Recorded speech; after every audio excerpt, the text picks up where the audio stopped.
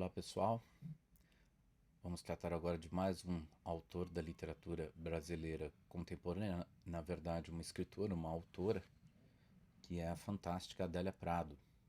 Nós vamos falar um pouquinho sobre a Adélia Prado, trazer algumas informações iniciais e falar um pouco do estilo da Adélia. Bom, a Adélia Prado, a gente pode dizer dela que ela nasceu em Divinópolis em 1935, em Minas Gerais.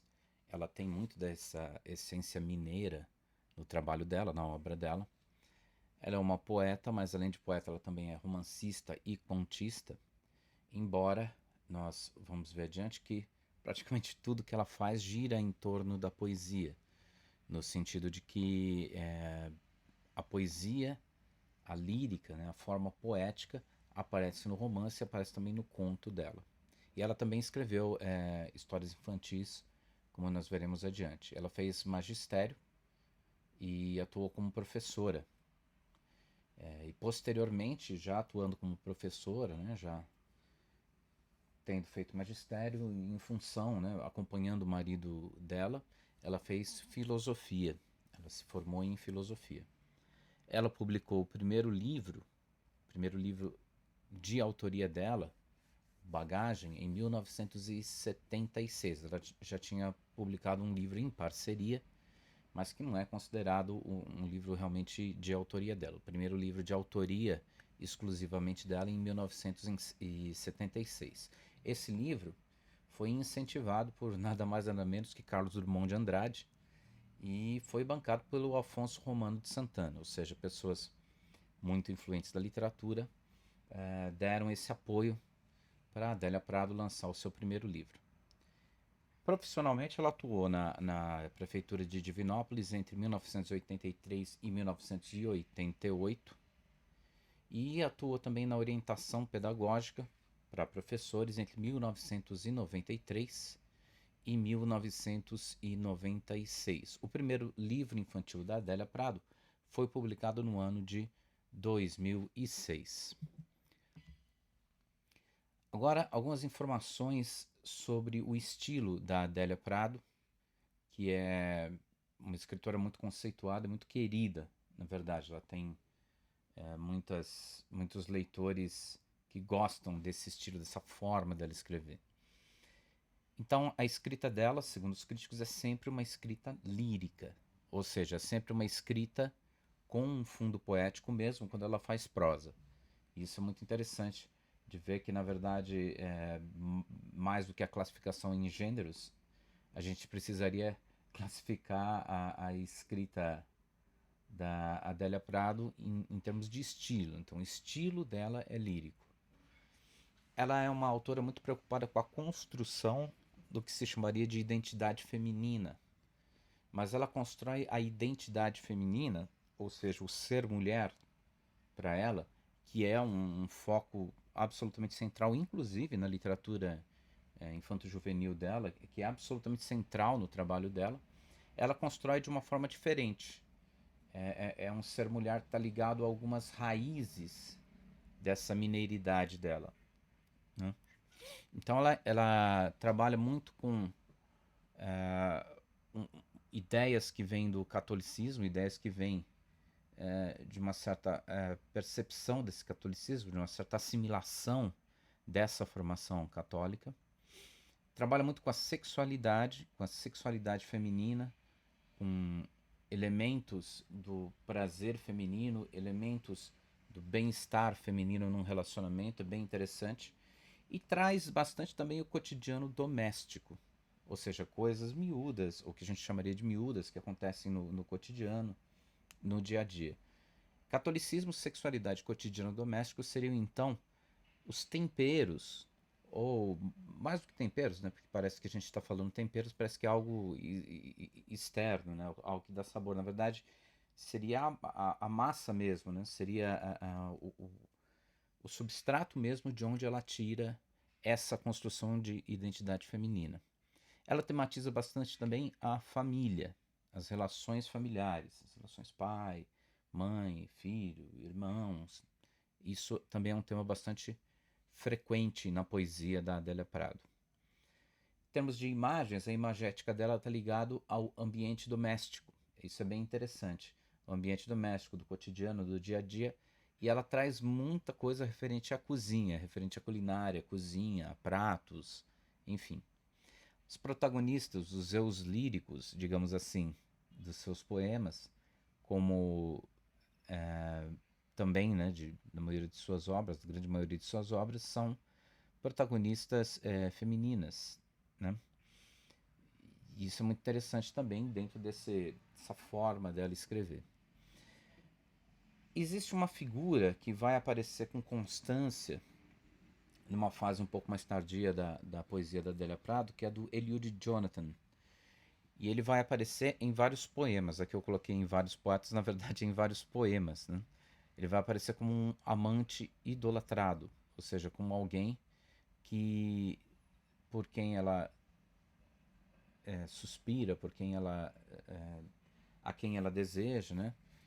E a quem ela idolatra, e por quem ela escreve uma série, para quem ela escreve uma série de poemas do trabalho dela. E é bem interessante essa figura porque é uma figura muito marcante. Vai ser um tema constante da poesia e vai ser uma figura para a qual o eu lírico se dirige tanto em termos de conjunção, em termos de erotismo, sexualidade, quanto em termos de admiração, em termos de, às vezes, submissão, em termos de idolatria. Então vai formar uma figura bastante interessante, inclusive assimilando certos elementos do catolicismo e assimilando certos elementos do erotismo da Adélia Prado. O resultado de tudo isso, que é bem particular, é um resultado bem individual, bem estilo Adélia Prado mesmo, esse verso dela, que é livre, que é intenso e que é ao mesmo tempo prosaico. É próximo da prosa, é bem livre, mas ele não deixa de ter essa intensidade poética, mesmo quando fala das coisas mais simples, as coisas mais cotidianas. Bom, nós trouxemos aqui o poema mais uma vez para fechar essa nossa intervenção sobre Adélia Prado. Esse poema é do livro Faca no Peito, que é um livro muito intenso, muito forte. É um livro em que tem esse diálogo com essa personagem Eliud Jonathan, e é um livro muito, muito, muito, muito, muito bonito. Eu fiz a leitura uma vez e realmente fiquei muito comovido com a forma como o eu lírico se coloca, como a forma como esse autor implícito, e Adélia Prado, joga toda uma experiência de amor para o seu público. Então vamos fazer a leitura. Não quero mais amar Jonathan. Estou cansada desse amor sem mimos, destinado a tornar-se um amor de velhos. Oh, nunca falei assim, amor de velhos. Ainda bem que é mentira. Mesmo que Jonathan me ouvide, esta canção desafine, como um bolero ruim, permaneço querendo a bicicleta holandesa e mais tarde a cripta gótica, para nossos ossos dormirem. Oh, Jonathan, não depende de você que a cornucópia invisível jorre ouro, nem de mim. Quero enfiar o poema para te lançar meu desprezo em vão. Escreve-o quem me dita as palavras. Escreve-o por minha mão. Bem interessante. Então você tem um poema que vai jogar no dúbio. Ele vai brincar com a desistência do amor. Então não quero mais amar Jonathan, porque em tese esse amor não está no registro, né, digamos assim, não está dentro do conceito de amor intenso, amor jovial, né? Ele se torna um amor de velhos, que aqui é considerado aqui um amor sem mimos. E depois tem um recuo dessa posição do eu lírico. Ainda bem que é mentira. Ainda bem que é mentira significa que independe disso, né? Quer dizer, essa intensidade, o fato desse amor não estar se realizando como um amor de jovens, um amor de pessoas mais novas, um amor com mais intensidade, talvez aqui mais presença física, ele se transforma nesse segundo momento aqui do poema, né? Que ela diz: mesmo que Jonathan me ouvide, me esqueça, né? E esta canção desafine como um bolero ruim, permaneço querendo a bicicleta holandesa e mais tarde a cripta gótica para nossos ossos dormirem.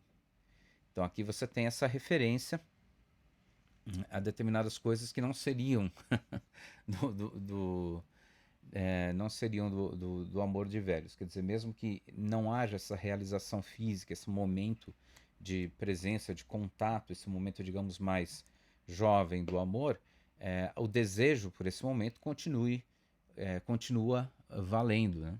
Então, mesmo que esta canção desafine, como um bolero ruim, permaneço querendo e aqui alguns elementos próprios dessa história dos dois. Né?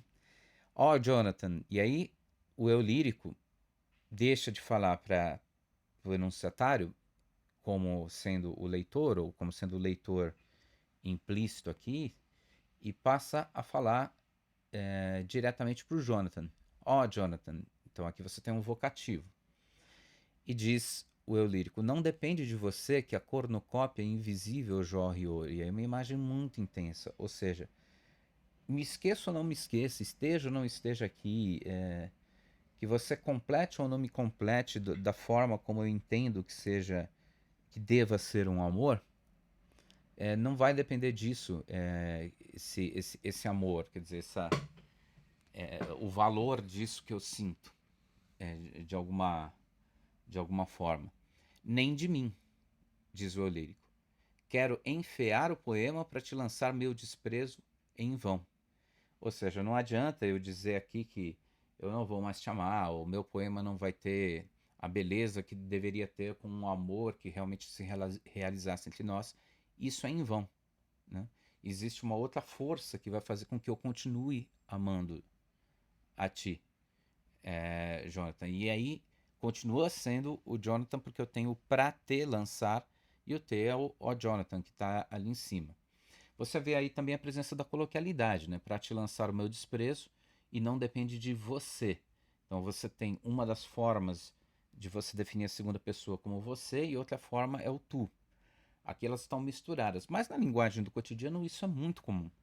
Então aqui a gente não pode estar dizendo que seja um erro a rigor do poeta. Ela não tá preocupada com esse rigor. Ela está, na verdade, preocupada com construir uma certa linguagem que possa ser reconhecida.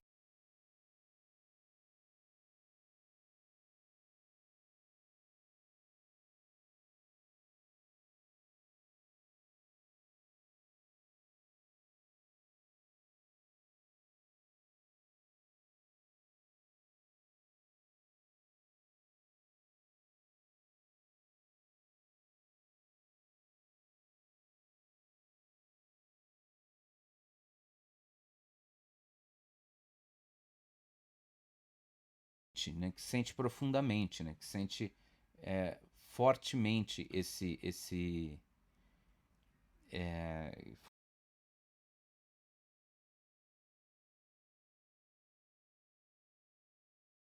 deixa espaço para o eu, um alguém que dita as palavras e o eu que escreve. Né? Então, o eu que escreve e o eu que dita as palavras tem uma diferença no sentido de que um deles, o eu que dita as palavras, quer fazer essa provocação ao Jonathan, dizer eu não quero um amor assim, né? E tem o outro eu que vai dizer que esse amor vale, tá valendo esse amor sim, porque é o que eu tenho, né? Não depende de mim, não depende de você, é o que eu tenho, é o que eu quero escrever. E o poema se chama justamente mais uma vez fundindo esses dois eus que aí aparecem. É bem bonito.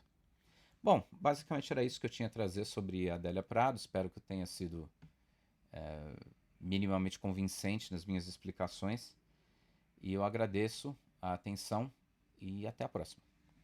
Até mais.